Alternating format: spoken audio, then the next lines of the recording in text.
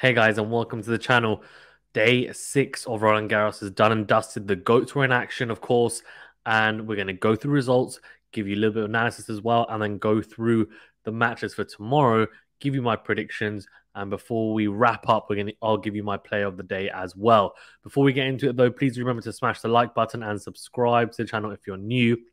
Really does help us out if you're watching on YouTube, and if you're listening or watching on a podcast platform, do leave a rating or review or subscribe as well. Really does help us out a great deal. Thank you very much for your support.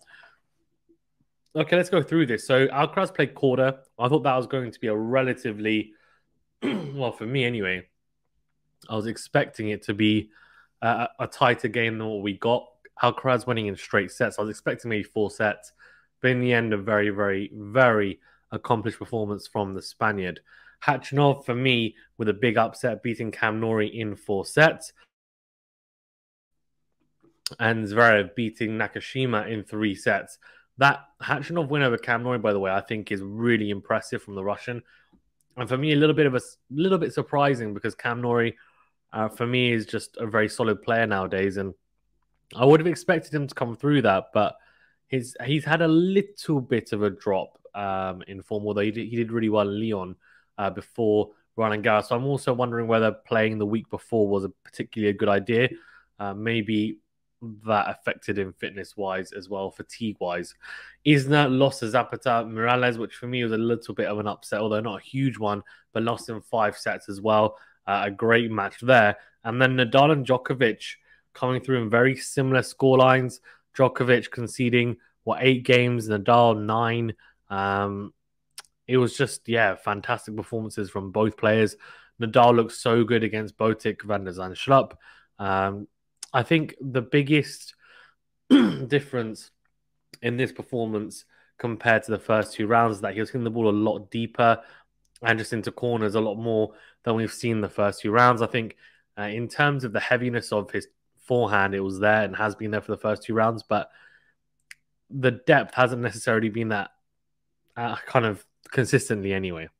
And I feel like against Van der Zandschulp, it was there. The depth was really down the ground strokes, and that's going to be key for him to go deep, and especially when he comes up against someone like Felix in the next round, and then a potential clash with, of course, the world number 1 Novak Djokovic. And for Djokovic, played really well against Bedin. It was kind of vintage Djokovic, to be fair, and the drop shot is working really nicely, and just keep an eye out for that because that's something that I know he will utilize it a lot against Nadal if they play. And he's tried to really hone it as much as possible. He's played 2 lefties before Bedin, which would have been relatively helpful, but now he'll play a righty against, he just played a righty against Bedin, and now he'll play a righty in Schwartzman. So obviously he needs to kind of adjust and back if he does play Nadal. Nadal has Felix, which is a tough match. Tony Nadal, of course, will be in the box. He won't be in the box. He'll be watching from a neutral position because he's got vested interest in both players, of course, coach of Felix Auger-Aliassime, and, of course, the uncle of Rafa Nadal. The big thing as well here, by the way, if Nadal serves like this, he has a big chance of going deep and winning the tournament. First serve percentage of 73%. And then look at that 81% behind the first serve. We know how deadly the serve 1+ combination is from the Spaniard. Djokovic as well, 73% as well. 85% behind the first serve. I mean, his serve 1+1 as well is just so impressive. So if both of those guys have those types of figures, we could be in for an all-time classic quarterfinal if they continue in that vein.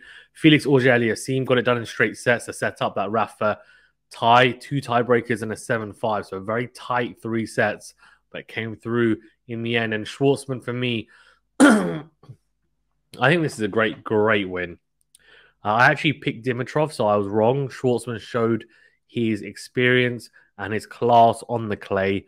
And said, Fazan, how can you ever doubt me? Coming through 6-3, 6-1, 6-2, so a breadstick to boot. And I have to say that this was a really impressive performance because Dimitrov's been playing some really good tennis on the clay, I think, personally. Schwartzman just brushed it off, and it'll be interesting to see how he does get on against Djokovic. He's going to be relatively fresh. So let's see. I'm hoping he's competitive at least, but You just don't know with Novak. He's just so good. And then we've got here on the women's side, Sloane Stephens beating Paddy in straight sets. I thought that was a little bit of an upset because Paddy, of course, beat Krejcikova in the first round, the reigning French Open champion. I know, obviously, she wasn't match fit. She'd had a long layoff, etc. But still, it's still a great win.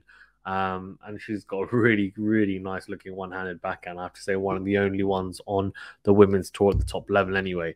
But Stephens coming through, carrying on her good form on the red clay, winning in straights. Teichmann beat Azarenka in a very, very tight affair, 4-6, 7-5, 7-6. So had to do it in 3 and a 10-5 kind of tiebreaker, of course, in that deciding set, first to 10.